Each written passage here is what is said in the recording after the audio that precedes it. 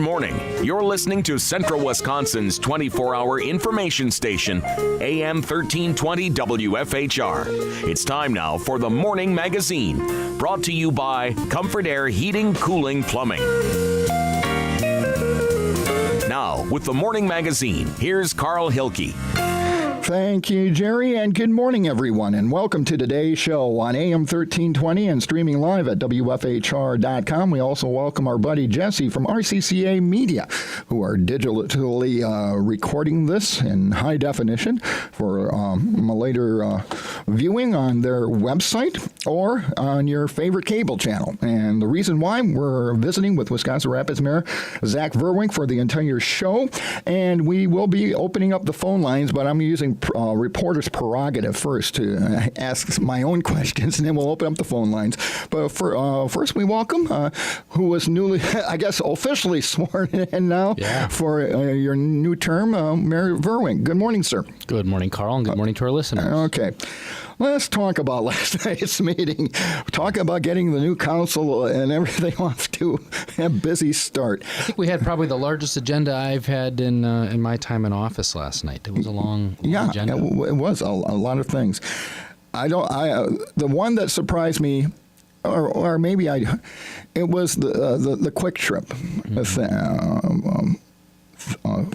vote or the outpouring on the Quik Trip proposal is from neighbors, and I understand their concerns.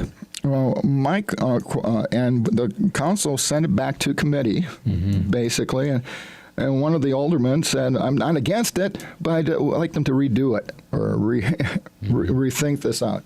Your reaction to that and what it says about our city when we're trying to recruit businesses? Well, there's a whole host of things I would like to say on the proposal. I guess I'll start with this. The Planning Commission first heard the proposal formally on May 2nd. Prior to May 2nd, there had been a lot of question about possibility of a development occurring at Lincoln and the Expressway. We all know the property has been on the market I talked to a couple realtors that had it for years each, and so probably decades that it's been vacant. It was an auto dealer prior to that, and there was a little stint of a dirt track. There was a dirt bike track there, and that was certainly not approved or permitted by the city, so that was shut down at one point. But we all knew that site would be redeveloped. There was the dance studio that's no longer in operation, so it's ripe for redevelopment. It's got great visibility and frontage along the Expressway. So when Quik Trip came to the city, of course, we all hashed it internally to great extent with the police department, with engineering, with streets, all sharing concerns pertaining to traffic. And then when we got to the Planning Commission level, we had incorporated a number of conditions. And because a convenience store, a gas station, service station is permitted, it's allowed on that property, it's allowed via a conditional use. So the question then to the commission and to the council is what conditions are required or would be required by the city to be able to have the development occur. So it's not whether or not, the question is not whether or not the city can deny a Quik Trip to be developed there. It's what conditions will we allow a Quik Trip to be, under what conditions would we allow a Quik Trip to be developed? So for some on the council, I think it's a little bit confusing that they have the opportunity to deny a development. Well, that's not really the question. The question is, will they permit or will they allow certain what conditions will they allow under a conditional use circumstance? So of course, as you mentioned, traffic is a primary concern, and rightfully so, of the neighbors.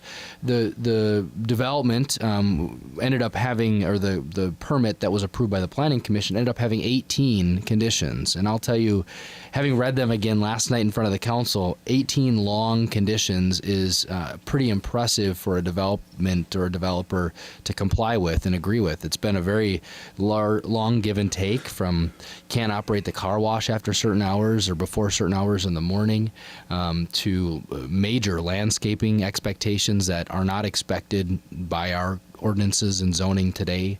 So all in all, the development really met a lot of the neighbors' criteria and concern.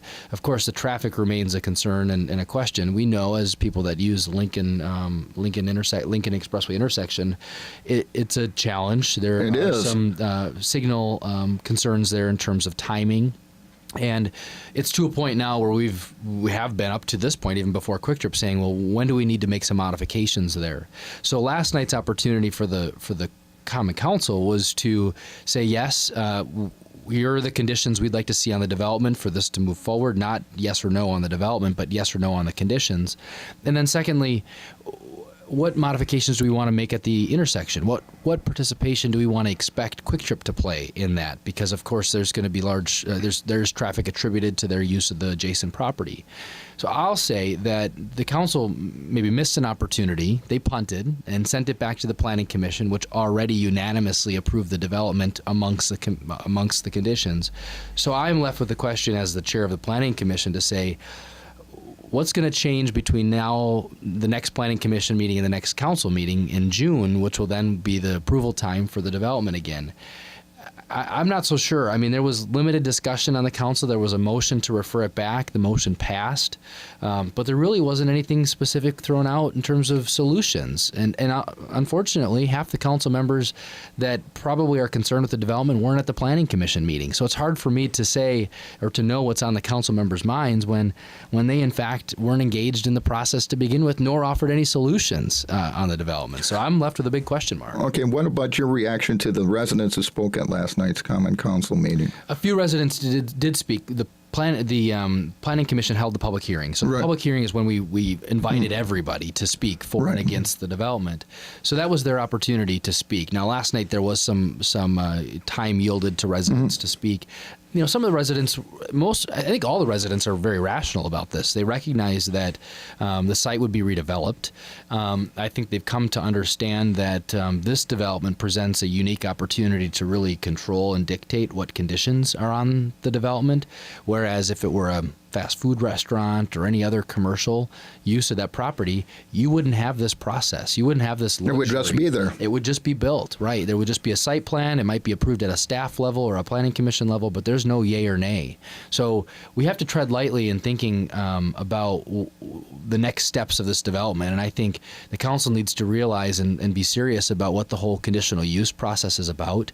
A strong message can be sent to development and developers that are looking at the community that if this is the process that they've gone through, which I think Quik Trip has been a great player, and they made it clear last night they've appreciated the process. It's been a major give and take.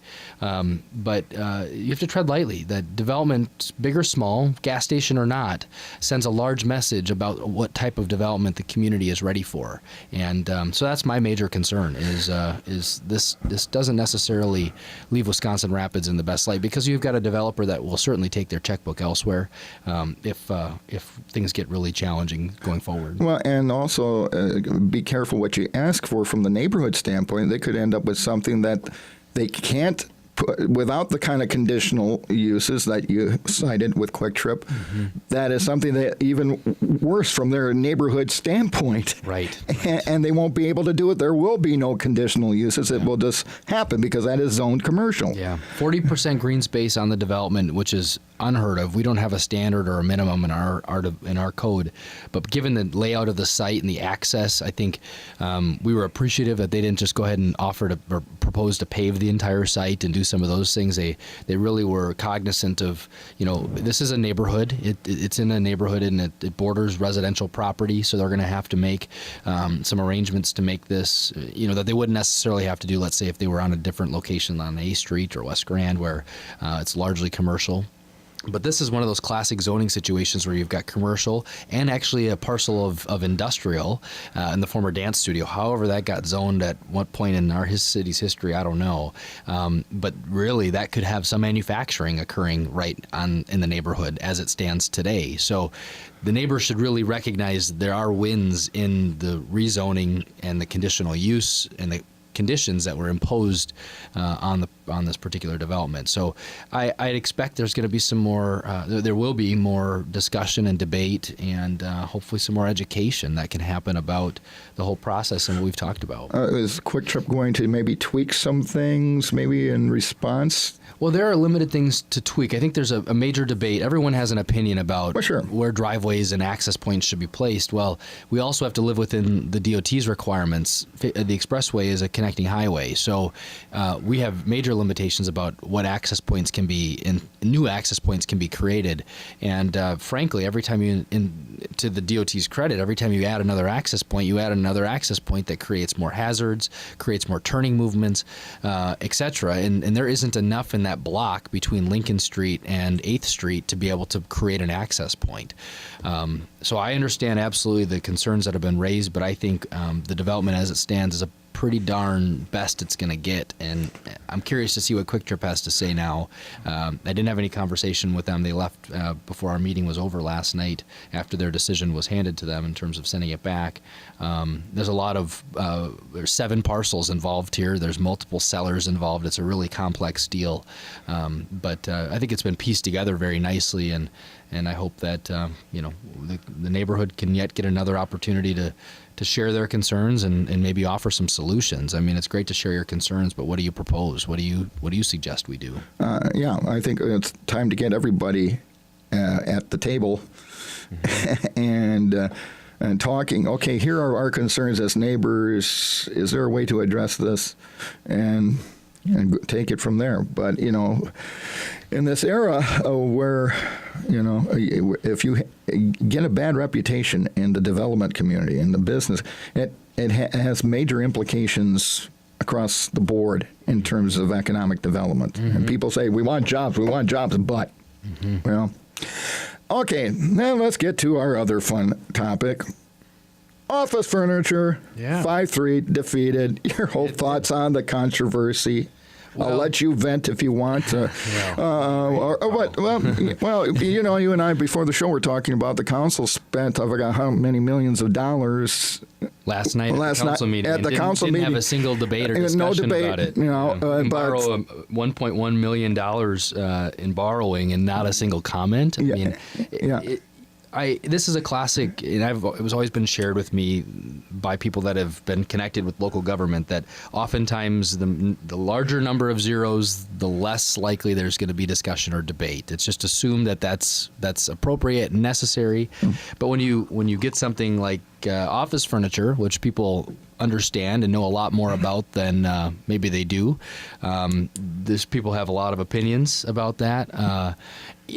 I guess the challenge for me, it's not so much, obviously the media decided to make a personal deal out of it, which is really frustrating. But that aside, the reality is the city has been replacing office furniture for the last 7 years, right? And within that, City Hall started under Mayor Carson when they remodeled City Hall, and they spent $1 million to upgrade the HVAC and all of the other renovations they needed to do. And then they did City Council chambers, which just on furniture alone, they spent $25,000. And since that time, they've collectively spent, the city has, about $75,000 replacing furniture in offices, primarily because the furniture was built, is all original. Hasn't been replaced to this day, and all the furniture that was constructed doesn't meet ergonomic standards. And so if we're going to, as an employer, offer a safe and a healthy work environment, you need to change with the times. I mean, that's sort of the reality. And nothing that's been purchased, the $5,000 desks that were just installed in finance last week, they're not crazy, ridiculous office furniture. They're what today's standards are, and we expect this stuff to last another 3 decades. So last night, the city council decided that they would deny it. There was only one comment. Yeah, Tom Rayom, basically. Tom Rayom, it was too expensive. Well, I guess I think we can get. We're not against it. The furniture, people think we can get a better deal. Now, this was bid out, right? Yeah, it was bid out last year. I intentionally put all of the other departments ahead of mine, which if I would have done this in hindsight, I probably would have put mine first, because then it would have decided, are we going to do this or not, right? But because of the way the deal went down, put all the other departments first and dealt with their needs, and then finally my office was last, and some of the common areas, the lobby and first floor, which serves municipal court, and obviously all the meetings we have at City Hall where people hang out before the meeting. And if older adults sit in these chairs, we're pulling people up, helping them get up from the chair. Come on, this is just ridiculous. Okay, so what happens now? I mean, we rebid this thing, or I guess I got the option to work from home. I don't know. I got a desk at home. if that's what. The reality is, people have remarked when they come to City Hall and they're like, well, this is the impression we have of Wisconsin Rapids, right? And they look at the furniture and they kind of joke, half joking, that we kind of looks like 1970s. I said, well, yeah, City Hall was built in the 70s, and this is the original furniture. And the people say, well, but they're left with an impression of, well, is this Wisconsin Rapids? Are we still in the 70s? I mean, sure. I think the city council maybe wants us to remain in the 70s, and that's kind of their decision last night. There was no proposal offered by them on what they suggest we do, and it's ridiculous. Okay. I'm glad I let you vent. This is part of your therapy. Sure. You can pay me a consultant's fee later.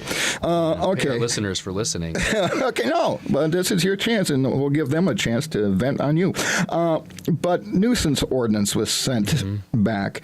There was some comments from the landlords. They have some concerns about the language. Sure. In it, not so much the goals as the language they found either confusing or scary, or didn't understand it. What's going to happen? We've been working on a nuisance ordinance forever. Yeah. I mean, I think going back several mayors. That could be. Their concerns were raised last night, and they're valid points. If you're operating a business and the government is proposing to take a look at or to further impose a little bit tighter restrictions as it relates to nuisance. I mean, the reality is, as an individual taxpayer, it concerns me when we're making dozens of visits for service at an individual address, right? We have 6,500 residential parcels in the city.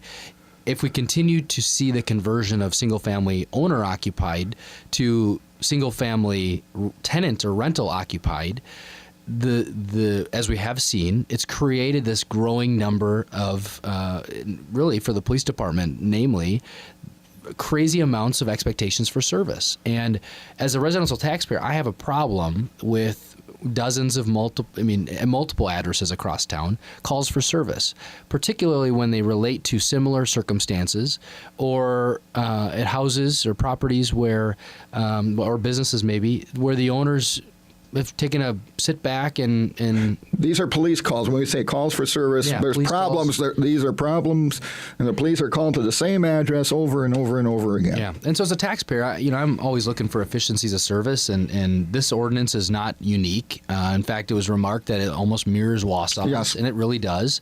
But not only Wausau's, but Nina's and Appleton's and Menasha, those in the Fox Valley, also have made major strides in imposing nuisance restrictions. It's interesting. I was with a group of mayors last Thursday for the League of Municipalities, and the question was raised: how do we deal, in light of the legislature's restrictions on cities trying to deal with this issue, where landlords granted they get painted with a broad brush, and I recognize that they're not all bad. It's the 95% that are good and the 5% that really create the problems, and that's what the government has to impose. Unfortunately, that's when government action typically steps in, is to, and of course it affects all of them. It governs them all. But the question was raised: well, how do we deal with this stuff? And so there was actually a big debate in the room about chronic nuisance. Unfortunately, Mayor Hanna from Appleton was in the room and talked about the success they've had with their chronic nuisance ordinance and dealing with these crazy amounts of spikes and calls for service.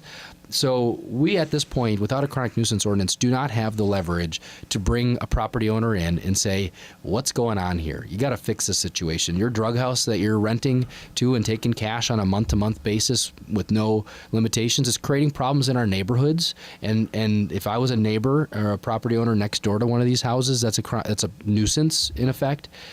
I'd have a problem with that. And so this is meant to create an opportunity now for the police department or the building inspection department to bring property owners in, or for the property owners actually to give property owners, the landlords, even some further tools. We heard from landlords that they didn't have the tools necessary to get rid of some of these nuisance issues. Like they've run into them, and so there's a bill of rights, so to speak, that tenants have when they rent a property, and so it's a whole complex issue. And this is a first attempt, a very, I would say, on the spectrum of chronic nuisances, this is a much more conservative chronic nuisance ordinance than instituted in other communities. And so it's our attempt to begin that, dealing with the problem that's really gotten out of control. So where do we go from here? Can we get all the players at the table and get a good understanding of what's in the ordinance and what's not in the ordinance, and get something approved? So, like you said,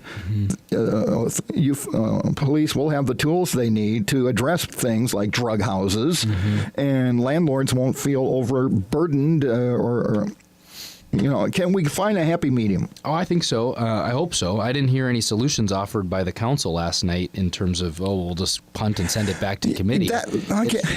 Where do you go? I mean, you're at the council meeting, right? So the floor is open for amendments, modifications, what have you, input onto what needs to be fixed. Simply to say, well, I gotten a couple calls, and the calls said that I didn't like it, and so now I'm going to send it back to committee is really frustrating. Okay, you just brought up something, and I'll do my venting. We live in a republic, a democratic republic. Representatives it's not a participatory democracy.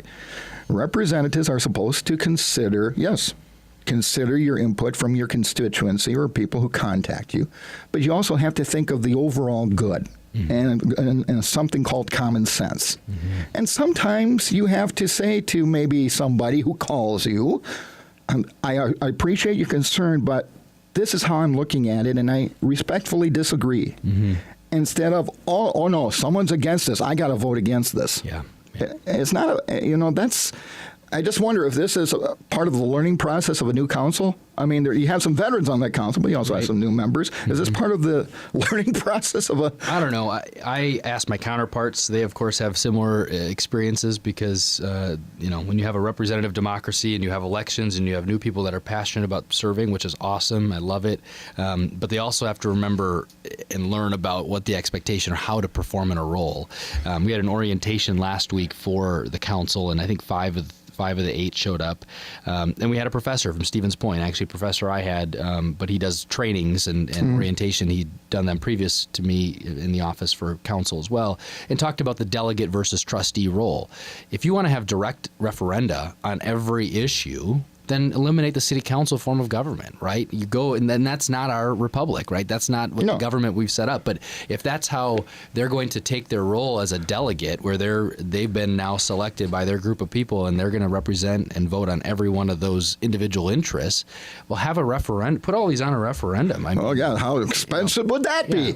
Right, and have an election on every issue. I mean, that's just maybe it is. Maybe your thought of learning process of new council members. It could be. I don't know. I mean, I think when you serve, you accept a level of, you have to have a level of courage and a level of long view. I mean, I've approached my position as very much a long view. Most of the reforms and work that we're doing are not things I'm going to reap during the time I'm in office. And I realize that, and I've accepted that. And I don't know, and so at the same time, you hear from folks that are very concerned that, this is a bad idea for today because we've got roads to fix over here when we do have a process, right? We spend the budgeting process is such that you can't pick and choose now certain things as you've already, approved the sort of big picture approval, and that would be the budget oftentimes. Okay. Before we go to break, I want to get the update on recycling. They approved this. So what's going to be happening now? Recycling did when I said they spent almost $2 million last night, they spent probably $260,000 on a new recycling truck and a couple $100,000 for recycling bins for everybody in the city, with I think one comment from the council at last night's meeting.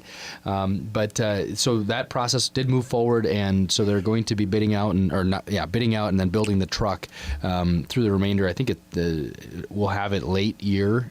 So I asked Public Works last night to put together, now that the timing has gotten delayed on this, it changes our implementation timeline, and I don't have that updated for us for our listeners, but we will be moving to the new single stream recycling program, where every resident will be provided a recycling bin. There will be 2 options. They're recommending the larger of the 2 options, but there will be the option for a smaller, and you'll have to find room in your garage for it. Okay. The City Council decided to do that. I still have the original one, and that's pretty good size, and that's pretty well battered.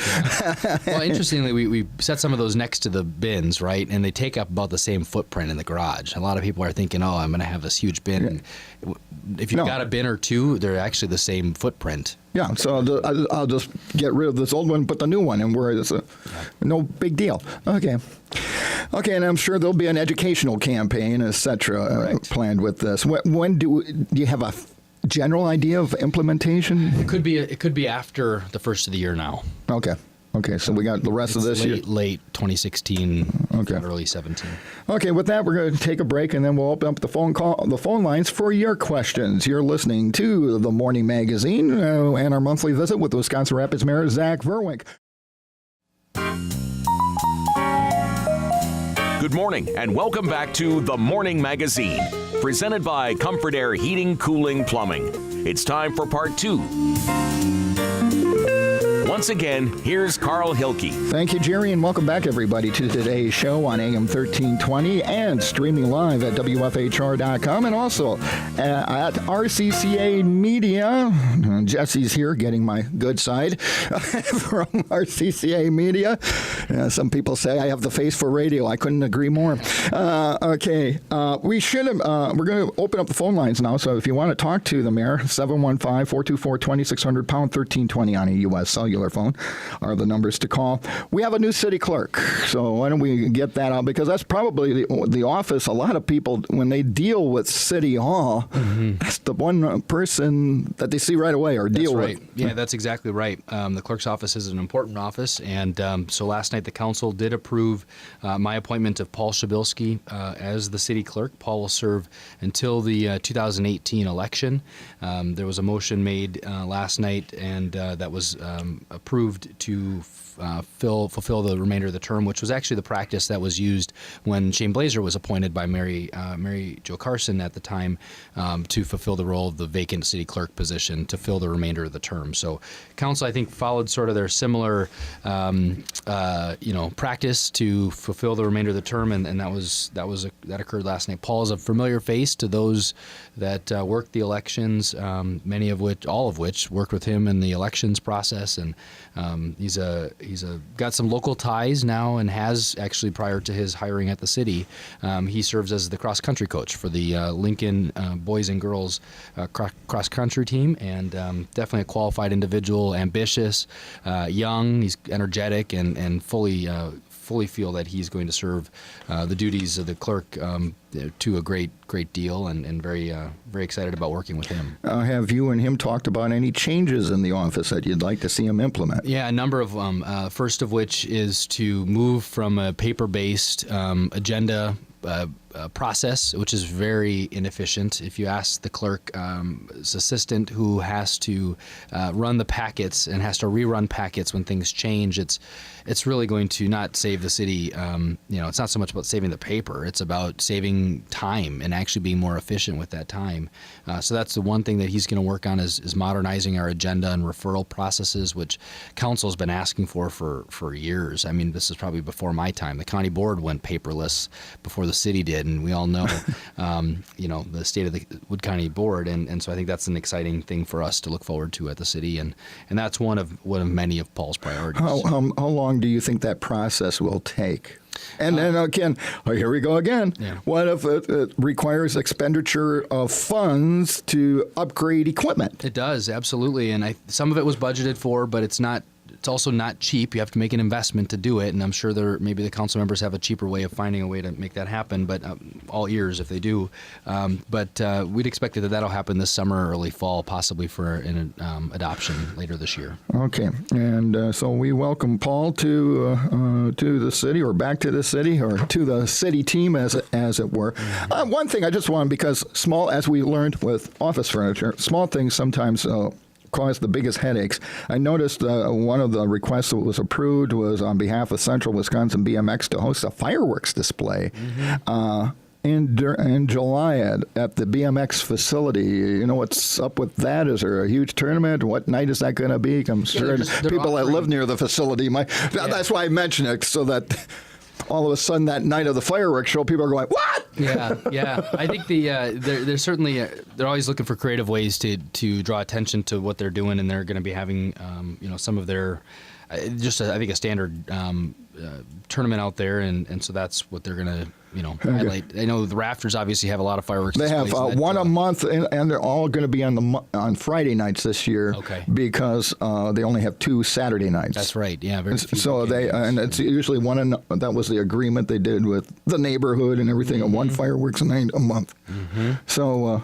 I was just wondering because I saw that. Well, fireworks at the BMX track. Okay, that's interesting. The council did also reorganize last night. Yep. So I took my oath of office, as did the 5 alderpersons that were on the ballot this spring with me.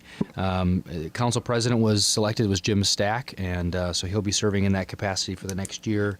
Alderperson that'll serve on the planning commission is Todd Furkey. He had been serving on there before. Park and Rec, I believe, went back to Steve Koth, if my memory serves me correct. Waterworks and Lighting selected 2 members, Joe Zerflu and Scott Kellogg, to serve as a non-voting but more of an advisory member of the Waterworks and Lighting Commission. And then as far as standing common council committees, I actually kept everything the same. There were a couple of changeovers in secretaries, but the 3 committees, Public Works, Finance and Property, and Human Resources Committee, retain their same membership. Okay. And we should mention that at the committee level, that's where you can have if you're looking for citizen input, that's the time to give your input. That's where the magic happens. Yeah. Okay, let's get to the phones and our first caller of the morning. Good morning. You're on the Morning Magazine with Mayor Vruwink. Yes. I took a tour of the Sand Valley golf course set up down there last night. Yeah, I was there too. And, anyways, on the tour, the tour guide was talking about a lot of people supposedly are going to be flying in and using Alexander Field and then traveling down to the golf course. And somebody asked a question about, was Alexander, able to handle the traffic? And then the tour guide had said, well, about the town of Rome also being involved in a partner in the airport commission, and he said that he made the flip comment about if anybody was concerned about that they should call the mayor, and so. I understand that the town of Rome does not want to join at this time because sounds like they feel that the cost to join is too much or more than they are willing to pay, and so I just was wondering to hear the mayor's comments on that. Okay, yeah. Okay, let's talk a little bit about that. If we're going to be providing an important transportation means for golfers who are traveling by private airplane or jets to Alexander Field and then renting or taking a limo or something like that to Sand Valley, well, shouldn't Rome have a role in that, or isn't there some kind of way they can contribute? Well, I hope so. The last airport commission meeting, we set a direction. Us as commissioners, our consensus was to work through a process to invite both Rome and actually the village of Buren, who had been once interested and I think a member at one point of the airport commission. It's kind of one of those things, the cliche that if you're not at the table, you're on the menu. And I think Rome has a lot at stake for what happens at the airport, and I certainly hope that they ante up. The 4 member municipalities have been contributing and making a nice investment in that facility to make sure that it's retained and it's obviously available to our businesses in the area. So I hope that the town of Rome strongly considers. I find it interesting that the tour guide made a flippant comment about calling the mayor, maybe the mayor of the town of Rome, I guess, is what the person should have been referring to. No, he was referring to the mayor. I understand it, but they should be calling the mayor of the town of Rome or their town chairperson. town chairman, because it's a question of the town of Rome, and we have a formula of which all member municipalities participate. It's based on equalized value. It's been that way for the entire existence of the airport, from when it transitioned from the Alexander in sort of private ownership over to the municipal ownership, and it's in our charter that the municipalities shall support it. At which time they don't, then it reverts back to the Alexander Charitable Foundation. And so I think it's concerning to me that the town of Rome is maybe not exactly seeing their opportunity here, but we're going to present them, as I understand through the commission, an opportunity for the town of Rome to join as a full member municipality, just like the rest of us as an owner. And there'll be a process of which they'll have to contribute based on a formula. And I'm not sure if there's going to be anything else in addition to that, but I sure hope that the town of Rome does choose to participate. Are you going to be having discussions with Rome officials about this? Or yeah, our first step was to have our attorney review the joining procedures. Okay. When Nakusa rejoined, there was a process, and they did some kind of made a deal for Nakusa to rejoin, and I suspect we'd do something similar with the town of Rome. And so first step was to review all of that. How can they rejoin? Sure. Or how can they join?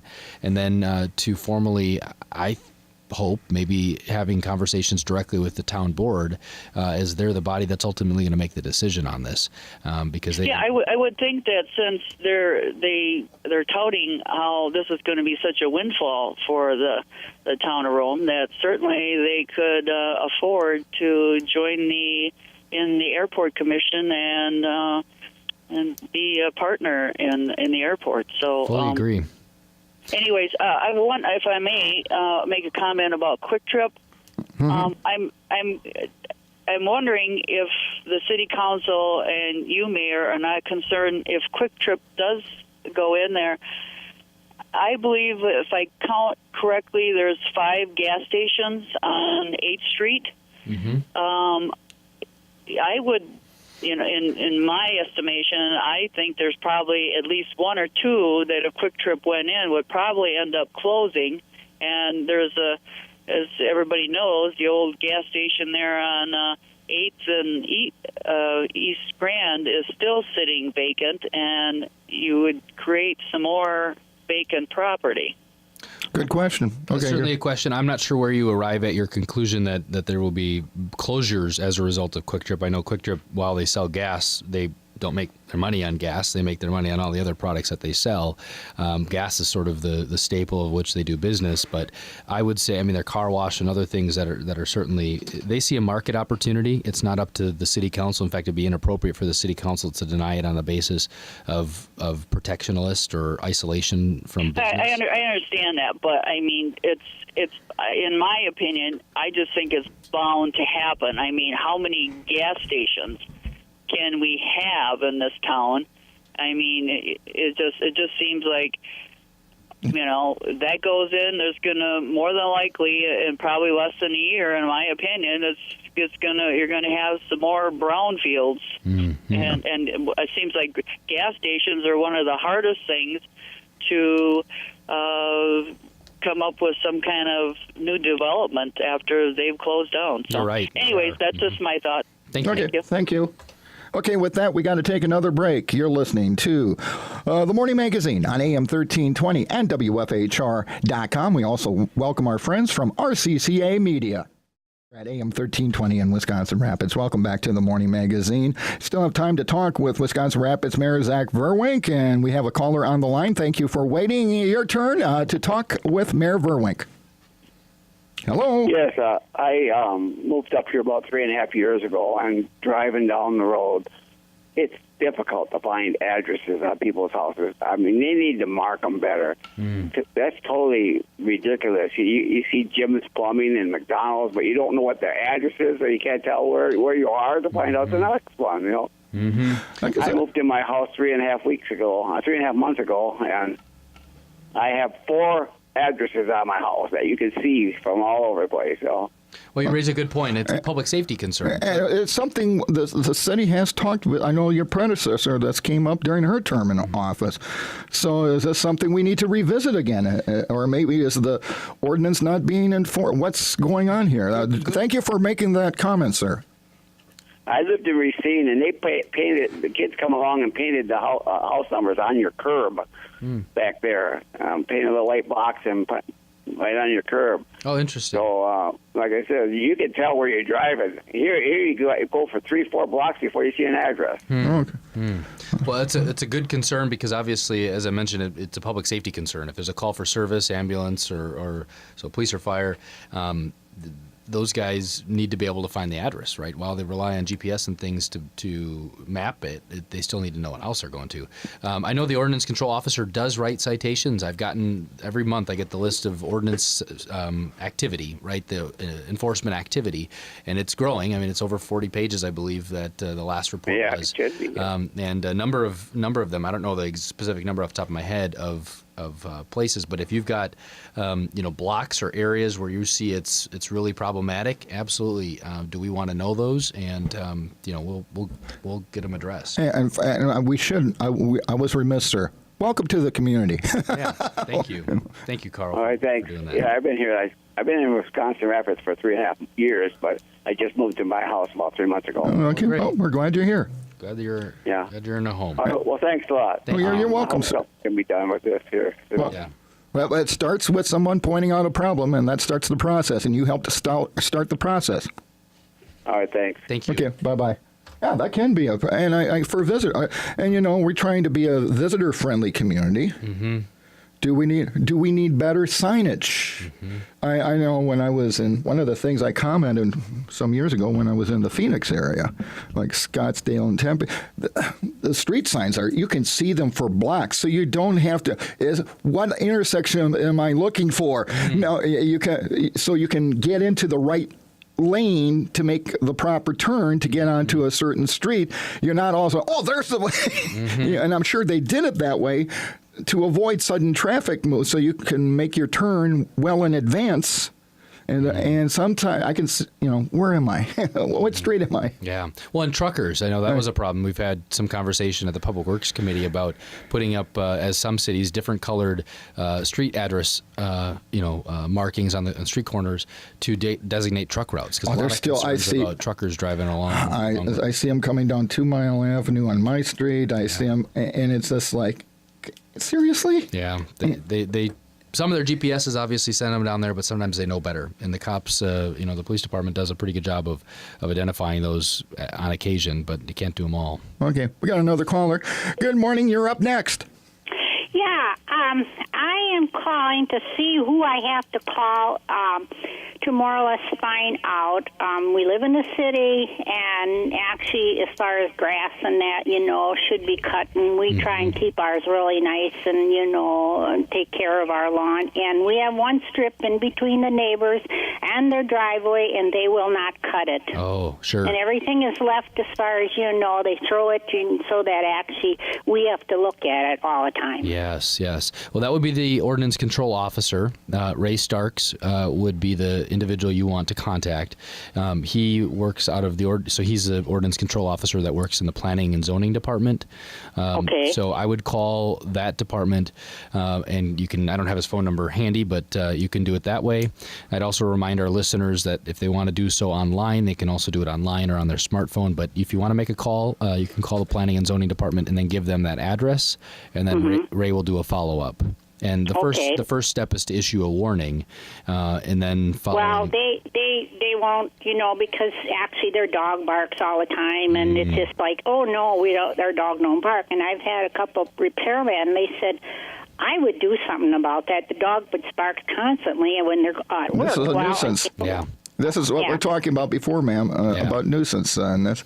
It would be. Mm-hmm. Yeah. Okay. Okay.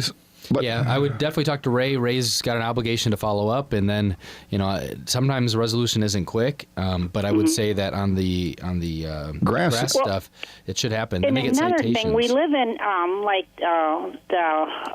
our alderman is from the District 1 and that, and I don't have a phone number for him, and I was wondering how do we get a phone number for him? Sure, Joe Zerflu is your elected representative. I've got a number here, but I'm not sure if that's his published number or not. If you call the city clerk's office, 421-8200. Okay. You can get Joe's number. And Okay, then, sounds good then. and you can call him too. All right. Okay. Thank Thanks you for the much. call. Hey, thank you for your call. Yep, bye. Bye-bye. Yeah, we're here to help too. Get you into, but ultimately you can order. The city will mow it, Right. and they'll get the bill. Get a $100 bill. Yep. Exactly. And for something that, and I'm sure if it's just a small strip, come on. Yeah. Come on, people. Yeah. But is this an example of, is this a rental? Right. It's hard to tell, right? And so hopefully the caller reports it so that way it can be followed up. I know how frustrating it is for some individuals to look at that stuff every day. Yeah. Maybe a basic update for us on downtown property redevelopment. Well, yes, I was going to ask you about that. So thank you for. Final minutes here, I suppose. The Pearl Engineering had proposed to the city to do a no-cost conceptual design for the city, and that will be, they finished it on Friday, and we hope to see some of that earlier this week, and then at some point share that with the public. And so that's really an early, conceptual, could be sort of. Yeah. I think sometimes people see these drawings and they say, "Oh, that's the plan." No, these are conceptions. These are ideas. Right. Yep. They're not construction documents. The other piece that I would mention is we had a grant to help us deal with the environmental concerns and the teardown of the Good Time Charlie's property. The state notified us that they are a few weeks behind in their award process, and we were expecting to hear already in April, but now we're about a month behind. So the state is behind on their decision about the $150,000 grant that we applied for. Oh boy, state behind on something. That's a surprise. They're busy with all the wrong stuff. Oh, did I say that? But it's just, something like that. Open for business when the cities and municipalities are trying to develop stuff. Well, let's get this communication process done quicker, please. Yeah. The last item would be the pool. Okay, a lot of folks, don't care about Quik Trip or don't care about the rest of these things. The pool, actually at 11:15 this morning, last Friday, proposals were due for outdoor conceptual design services. And so at 11:15, going to be meeting with city staff and a couple aldermen to review the proposals to ultimately select a firm. And then from there, we're going to select the firm and then work with the firm to help come up with an outdoor concept for an outdoor facility. Is that where we're going now, or is it? We want to have two concepts to make sure it's very clear. So when the residents look at them and say, "Yes, I want an outdoor, I want an indoor." Okay, so this will be the choices. Correct. Yep. Okay. Yep. And so the aquatic survey is completed. We've got the final draft. We're going to be releasing it this week.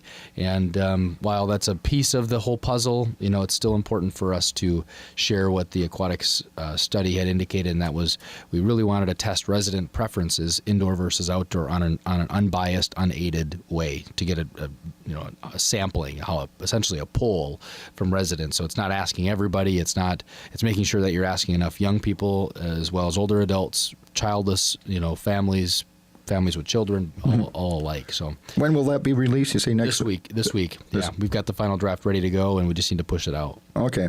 So we'll be looking for that, and I'll get the information out to you folks as I get it to what you said in your preferences. But now you're going to get two choices. Here's what the outdoor could look like, and here's what a all-season facility. And the options are, as I suspect and I hope, that we're going to be able to do some of both. We're still going to be able to offer residents some indoor community swim time, and then possibly do something outdoor. That's kind of what we're hearing from people. That's what they'd like to see, and if we can accomplish both financially, I think we can make it work. Okay, so you think you can get what are some of the ideas and financing for this? We're going to borrow for it. That's our only option. And because the city has a very high or very strong borrowing capacity available, it's an appropriate thing to borrow for. Our borrowing is about the lowest of all cities in our size classification, way below our peers. But the challenge with borrowing is it increases taxes, right? And so and that's what we wanted to test via the aquatic study is, are people willing to pay more in taxes to fund a pool and an outdoor facility or an indoor facility? And the answer came back overwhelmingly yes, that they want to. So it's good news that we're going to pursue, and I'm happy that we're still focusing our attention on the aquatics issue because people want it. Well, Your Honor, I appreciate a very interesting discussion. I appreciate the callers who called. And I guess we'll move forward with the new council and your new term, and we'll do it again next month. All right, Carl. Thank you, and thanks to our listeners. And thanks to everybody who participated in today's edition of the Morning Magazine. We also want to thank Jesse and the folks from RCCA Media who were here. And you can view this program online or check your local cable system. And that's going to do it for today's edition of the Morning Magazine.